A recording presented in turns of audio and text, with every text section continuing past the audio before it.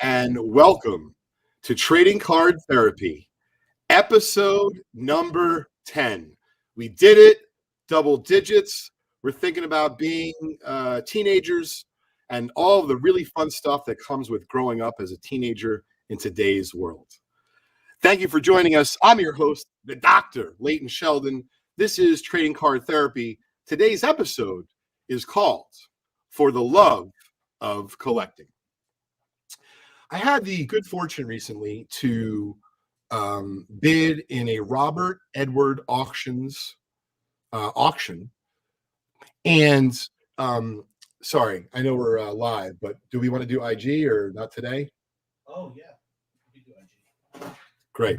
Sorry about that. It's okay. We continue, right? Great. So we're going to get IG Live set up for folks on Instagram to be able to also join in because we have a doozy for you today. For the love of collecting is exactly that. Why we do it, what we look to buy, how we acquire it. And so, as I was mentioning just a minute ago, for the love of collecting has to do with my own personal love of collecting, and you're going to see how we're going to branch off today. Thanks for joining us. So I had the good fortune recently of bidding in a Robert Edward auctions, big auction event. And I bought anything out of that auction or their past auctions, from vintage cards, sets, signed baseballs, photographs, things of that nature for many years now. Spent hundreds of thousands of dollars, if not more, with them. And they're a tremendous company and a great selection several times a year. Other great auction houses as well. The only reason why I'm plugging them today is this is where I actually bought what we're about to show off. So I have not bought that many ticket stubs, full tickets, whether it be on eBay or out of auction. It's generally not my thing. Shout out to my buddy Darren Ravel, who's really big into tickets and has been now for several years, is really reaping the benefits of that industry maturing and seeing some all-time high prices, in that space. So when I saw this particular ticket available at auction, I placed an initial bid. For those of you who do not know what initial bid is in an auction, most of the sports auctions that are out there have a specific rule that if you want to bid on that item or said items on the last day during the overtime period of that auction, you'll have to have at least an initial bid or a qualifying bid on that item. Hey, what's up, Craig? So rather than make the decision then as to what I was willing to pay for it, what I was willing to go up to in the bidding, I decided to place that token initial bid. It was a low enough amount where I felt comfortable I'd be able to go and research it just a little bit later before the auction concluded.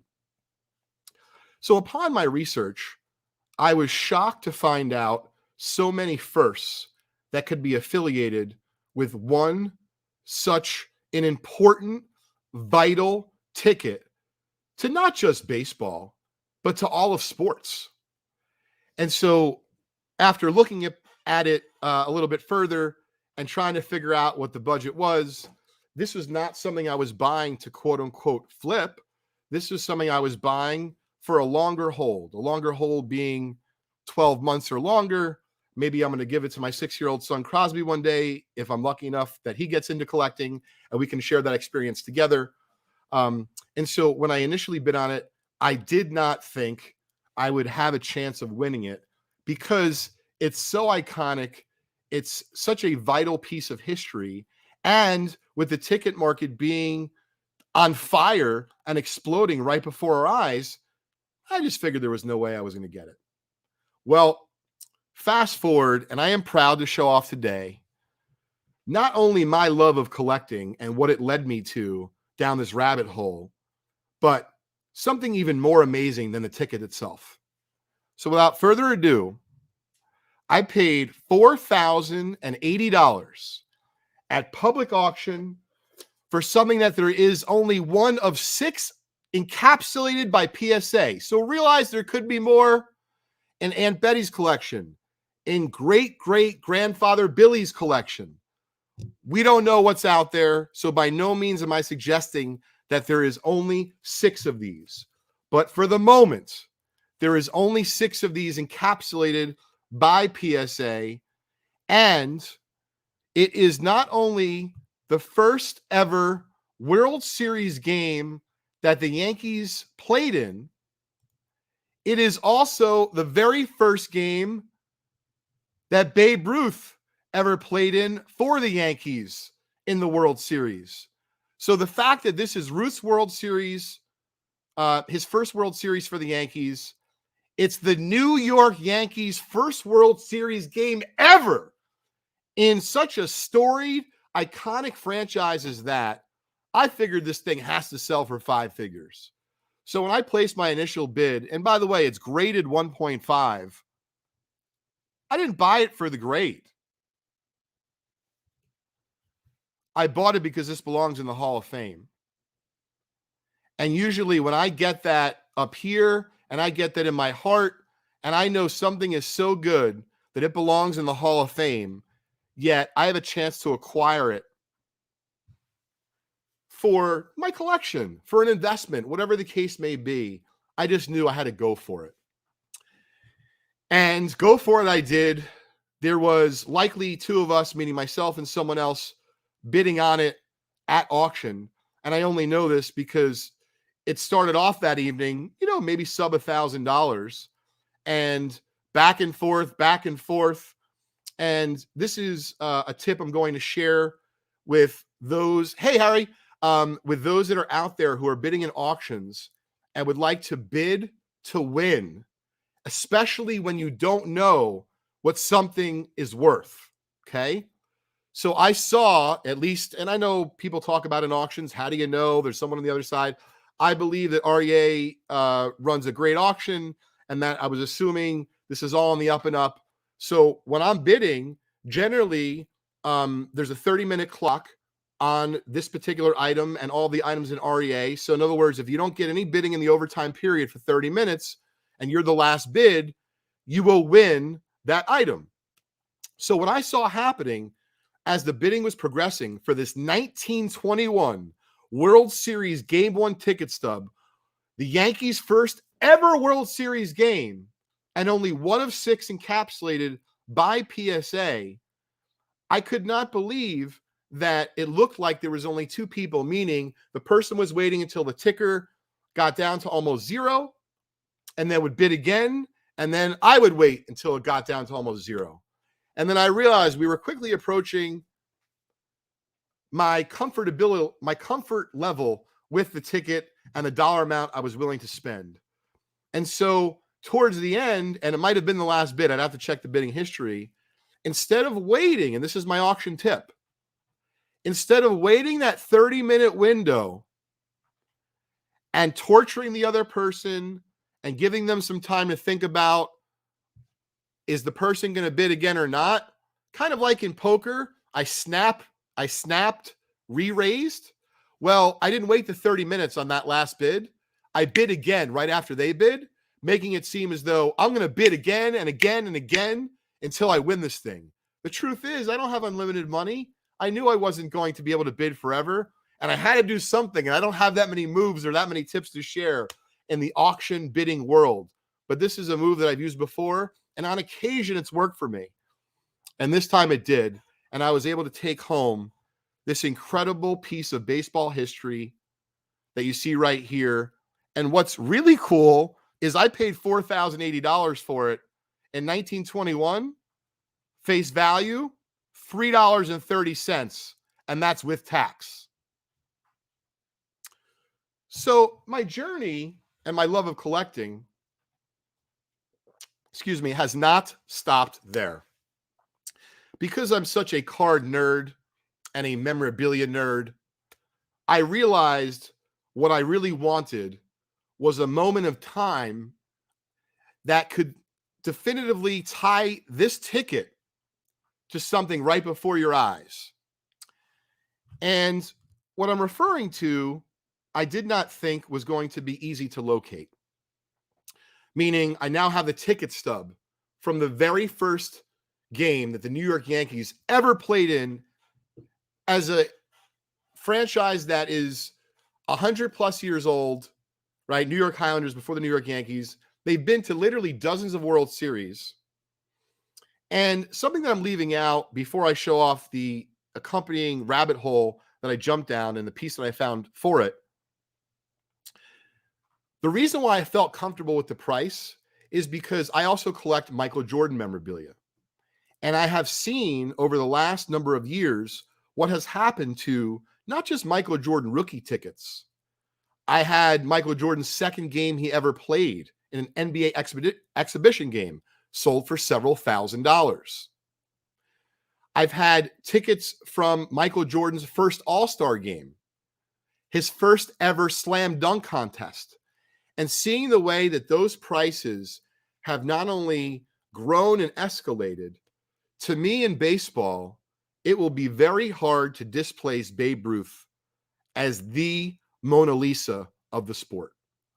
So when I saw Michael Jordan related Bulls tickets and stubs going for thousands of dollars, in my own mind, I thought that this piece of baseball history had to be worth north of $10,000. And so if I paid $5,000 or less, I would not only feel great about it, but I'd likely be able to tell my lovely wife, Julie, who, if you're listening, thanks for your support in my collecting habit, that I have got what I believe to be either a fair or a great deal on an unbelievable piece of baseball history and memorabilia. And it doesn't hurt that I grew up and still am a diehard New York Yankees fan. So that knowledge of collecting Michael Jordan tickets and being knowledgeable about the memorabilia space at large gave me the confidence that I was willing to go to about $5,000 or $6,000. But admittedly, when I thought the ticket could be worth 10, I also understand that I'm not made of money. And if I go home and tell my wife that I bought this little piece of paper from 1921 for approximately $11,000 or $12,000 because I got a feeling, dinner might not taste that great that night, if there's any dinner at all. So bringing us back to center and my collecting journey, jumping down this rabbit hole, I wanted to be able to feel like I was there. I didn't know exactly what I was going to do with the ticket stub, but in my mind, and having read some books recently with my son Crosby, one of them is, I think they're by Dan Guttenberg. It's like Babe Ruth and me, and the next one's Honus and me, and they travel back in time, and the next one is they find a rare Honus Wagner baseball card. I really wanted to feel like I completed the circle. And so seeing as how I don't have a time machine and am a big fan of Back to the Future, what better way to do that than to seek out what I thought at the time was a fucking impossibility in terms of finding a photograph from Game 1 of the 1921 World Series between the New York Yankees and the New York Giants. The Yankees beat the Giants in the first game of the World Series. And what I have to show you today, I'm getting goosebumps as I'm doing it, excites me as much, if not more, than the ticket stub that I just completed the puzzle.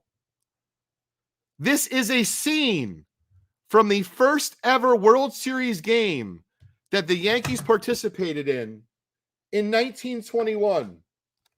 I'm going to show off the caption. Frankie Frisch, the Giants' star third baseman, safe at third on a triple in the 6th inning. And I'm not going to read the rest, but this is the first ever World Series game, October 5th, 2021. And to find something like this, when you almost have the whole baseball diamond in your view, is going to look great, framed up with the 1921 New York Yankees ticket stub. So very excited to show that off to the audience today. And I wanted to take a moment to explain to everyone, I get it in the sense of you don't have $4,080 to buy a ticket stub from 1921. Well, you don't have to buy a ticket stub to buy a photograph that costs a couple $100. And to pair those together, to me, feels priceless. And so for those that are out there that have a ticket stub to an event that means something to them, go out and see if you can find a wire photo or an original photograph from that event. It's going to make a great pairing. I think you're going to really enjoy it. I'll show you off the finished product when we have it all together in a frame. And who knows, what I'm going to do with it, but at the very least, it'll look great hanging in the office. And what I wanted to do is, along the lines of For the Love of Collecting, share with you this other rabbit hole that I went down with Modern recently, and to share with you my thought process on things that I buy and collect, not just for resale, but truly for the love of collecting, and how I get to these conclusions. So I grew up a big Michael Jordan fan. Also love Kobe. I still like LeBron, but definitely have more of an affinity towards Michael and Kobe. Grew up a Celtics fan in terms of my team. And I definitely missed the boat as far as, jersey cards and the whole era, because by that time things were getting really crazy popular. I tended to move backwards towards vintage. So what I've been doing recently is, just for myself, I've been collecting some Kobe Bryant non-Panini, so anything Upper Deck, couple Fleers. I've been buying, for my PC, some Kobe Bryant jersey cards. And when I started out on this journey, I thought these were going to be cost prohibitive, seeing as how most Jordan jersey cards go for easily $500 or up, maybe $1,000 and up. And I was pleasantly surprised when I found that you could buy, especially something like this, like a Kobe Bryant, Kevin Garnett dual game used jersey. I don't like the warm-ups. I look just for the jersey stuff. And this one is from 2007. And generally, these have been running me about $50 on average to $150, depending on which Kobe jersey, the exact condition. But these are all cards that I really enjoy. So the next level, and this is what I wanted to share with everyone, I decided to investigate other Kobe Bryant game used jersey cards on eBay. Once again, not as an investor, more so as a collector. Hey, do I want to sell my cards for a gain in the future? Absolutely. But doing it for enjoyment, kind of looking to see like, hey, where is there potential value or, possible deals to be had for a player that I grew up, loving, and, would like to have a few more game used cards of his in my collection, seeing as how a game used jersey is very, very expensive. So what I found very interesting is, upon looking at the graded, specifically PSA, game used Kobe Bryant market on eBay, it was not only very thin, meaning not a lot of inventory, but it was also fairly expensive. So when I saw a couple pieces like this, 2007 Upper Deck Sweet Shot, Sweet Stitches, Kobe Bryant, you can see a piece of his game used jersey there. This one is not numbered, but it is graded PSA 9. And the one thing I do know about jersey cards, with the thickness they're produced, they're very hard to technically grade mint and better. And so this particular card, I believe I bought off of eBay for about $200 or so. And the reason why I felt so comfortable to pull the trigger is because upon buying a number of them in the $50 to $150 range and having the condition be all over the board, it was very fucking obvious to me that this seemed like a fair buy for me, for my PC, when you're talking about a nominal increase to get something graded, authenticated on a scale of on a scale out of 10, it's graded a 9. And if you check the pop report, after looking at this particular one, I checked the pop report for other Kobe Bryant game used jersey cards. It's anemic, very, very low. So I thought that going after cards, this one cost me a little bit more, maybe about $250 or $300. But because I did that deep dive and I got my hands dirty and I bought some cards from that $50 to $150 mark, I felt really comfortable that with not a lot of inventory being at that $200 to $300 level, that if I could pick myself up, I'd certainly prefer a 10. The 10s were astronomical. Some of these cards I'm showing you that are graded are pop 1 or 2 and 9 and none higher, and maybe only 1 or 2 lower.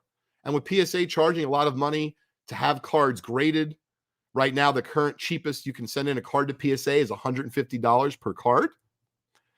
And with bulk grading potentially not returning for a long time, and these cards having been produced from this one 2005, so you're talking 16 years ago, not that easy to find them in mint condition and better.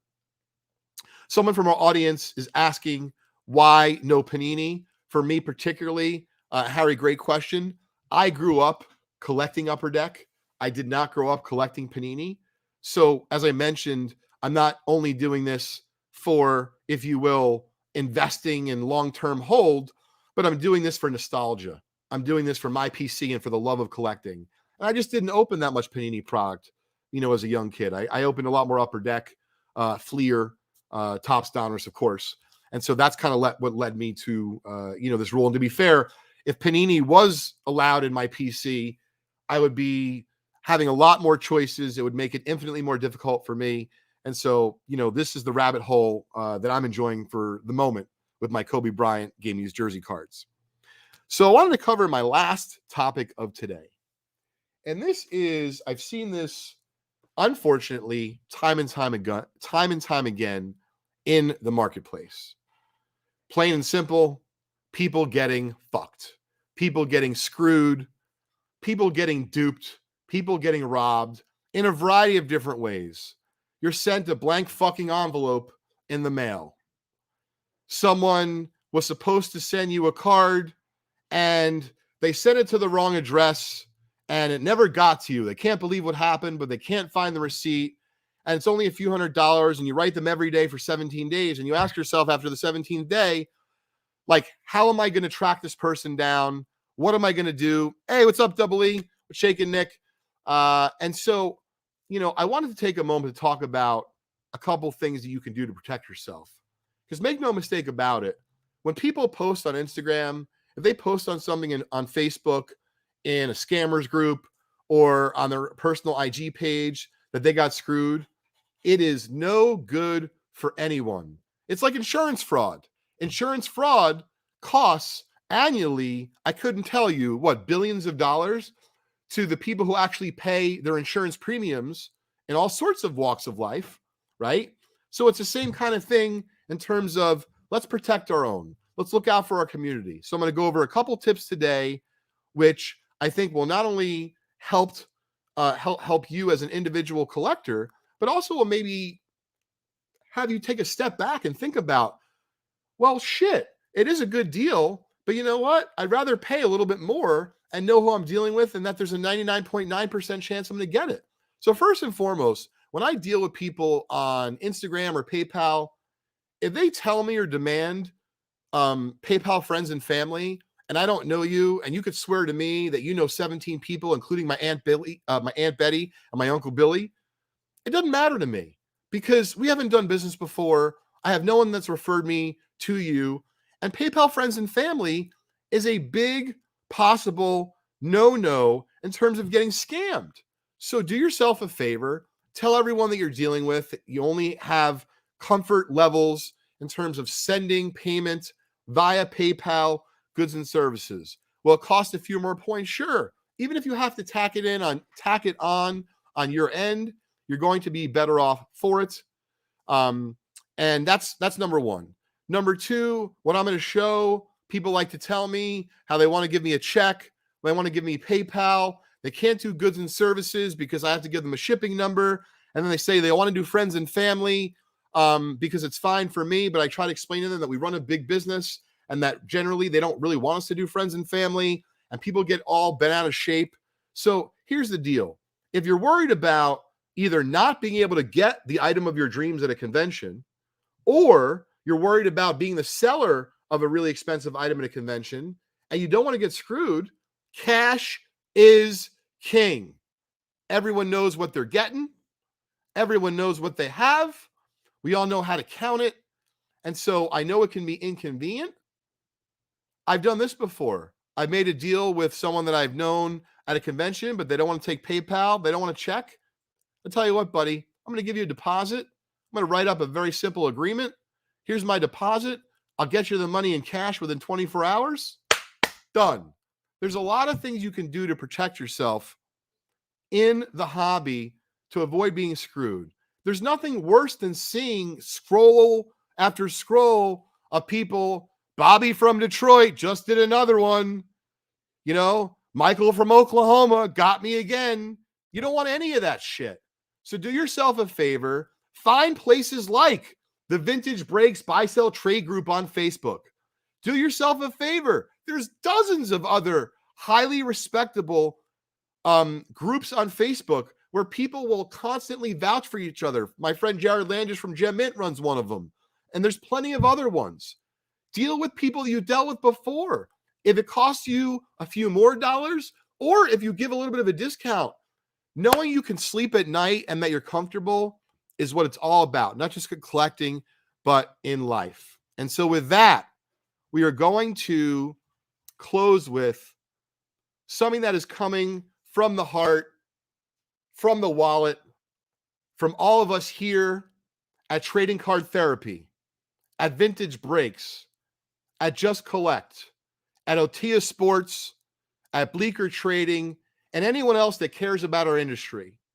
We're going to start off by giving away, and we're going to issue the details on our Trading Card Therapy Instagram page, all one word. So follow us if you're not already.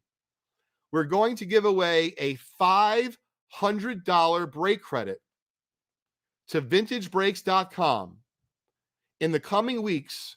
And what we're going to try to do is we're going to try to get some other companies to collaborate with us and make it a bigger prize or group of prizes so that we can help out folks who've maybe been wronged in our industry for one way, shape, or form or another.